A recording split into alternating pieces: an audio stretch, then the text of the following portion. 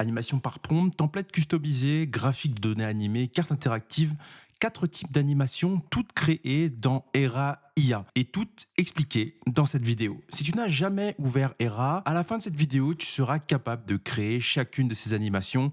Je te propose de commencer. Donc voilà l'interface d'Era. Pas besoin de tout connaître, juste les différentes zones, à savoir les templates, vos vidéos, vos exports, votre style, à savoir votre direction artistique, mais également Explore qui permet de voir ce que les autres créateurs font sur Era. Et c'est tout ça vous permettra de naviguer un peu dans l'outil. Ce que je vous propose, c'est de commencer directement dans le concret. La génération par prompt, c'est le cœur de Era IA. Tu décris en texte ce que tu veux, l'IA génère l'animation. La clé, ça va être donc de savoir formuler le prompt. Voilà la structure qui marche à chaque fois. En petit 1, décris le sujet de l'animation, à savoir ce qui doit apparaître. En petit 2, décris le style visuel, couleur, ambiance, typographie. Et petit 3, décris le mouvement, à savoir comment les éléments entrent, bougent et sortent. Donc ce que je te propose, c'est qu'on va taper un prompt que j'ai déjà fait pour la vidéo. Je l'ai préparé et normalement il est bien structuré. Donc j'ai ça, titre animé pour une vidéo YouTube sur l'intelligence artificielle, fond sombre, texte blanc avec accent bleu électrique. Le titre, l'IA en 2026 du coup, parce qu'il m'a mis 2025, entre en glissant depuis la gauche, les lettres s'illuminent une par une, puis une sous-ligne bleue trace de gauche à droite, style tech, moderne, épuré, blablabla. Ce que je te propose, c'est d'appuyer toujours sur ça pour être sûr qu'il fasse un bon design et aussi éventuellement le Enhance Prompt qui va te permettre d'avoir un prompt rédigé en anglais et un peu plus structuré que ce que je fais déjà. Tu vois que le prompt est maintenant rédigé de manière un peu mieux grâce à ça.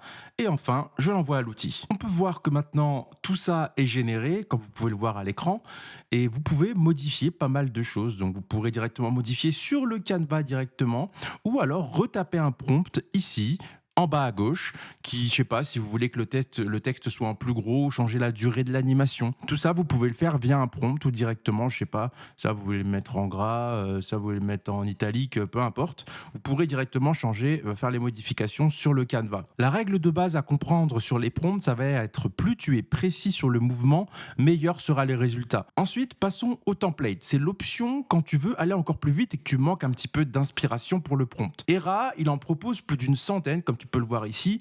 Ils sont classés par type, donc tu pourras directement chercher infographie, logo, texte, social media, etc. Ce que beaucoup de gens ne savent pas, c'est qu'un template dans Era, c'est pas figé. Tu peux modifier chaque élément, couleur, texte, timing, style de mouvement, soit directement sur le Canva, soit via un prompt. Effectivement, si je sélectionne par exemple celui-ci, je clique sur Remix et que la carte ne me convient pas, j'aimerais une carte avec vision satellite. Donc là, vous allez dans Map Style. Et là, vous mettez, je sais pas, on va prendre un truc satellite, voilà, exactement celui-là.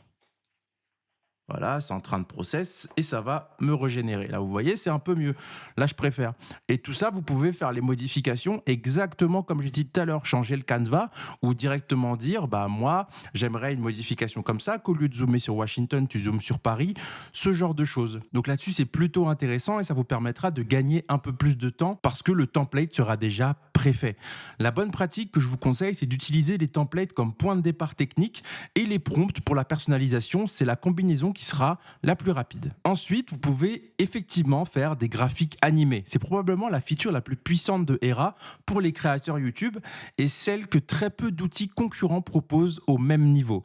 Pour créer une infographie de données animée dans After Effects, tu comptes entre 1 et 3 heures en fonction de ton niveau et de la complexité. Avec Era, voilà ce que ça donne. Donc tu tapes ton prompt, voilà, j'ai tapé ça, graphique en barre animée montrant l'évolution des revenus publicitaires YouTube, voilà. Ça va mettre des données que je lui ai pas données, donc il invente, mais vous pouvez totalement lui donner directement des données réelles et il fera ce beau graphique en barre que vous voyez animé depuis tout à l'heure. Tout ça, ça vous permettra d'avoir un graphique de données animé, professionnel, prêt à être incrusté dans une vidéo YouTube. Vous pourrez gérer la durée totalement. Là, on est sur une durée d'une dizaine de secondes et vous pourrez la monter jusqu'à 30 secondes, voire customiser pour la faire monter jusqu'à 60. Tu peux évidemment modifier les données, la couleur, le style d'animation, tout via prompt ou directement sur le Canva comme tout à l'heure. Pour les créateurs qui font des vidéos éducatives, des analyses ou des comparatifs, c'est la feature qui justifie à elle seule l'abonnement. Une fois que tout est prêt, tu pourras enfin exporter. Effectivement, pour la majorité des usages, vous pourrez prendre du MP4, du MOV si vous avez besoin d'un fond transparent avec certains logiciels, ou du GIF pour les réseaux sociaux. La résolution, vous voyez que c'est totalement ajustable de 360p à 1080p. Pour faire du 4K, il faut un abonnement un peu plus cher que celui que j'ai.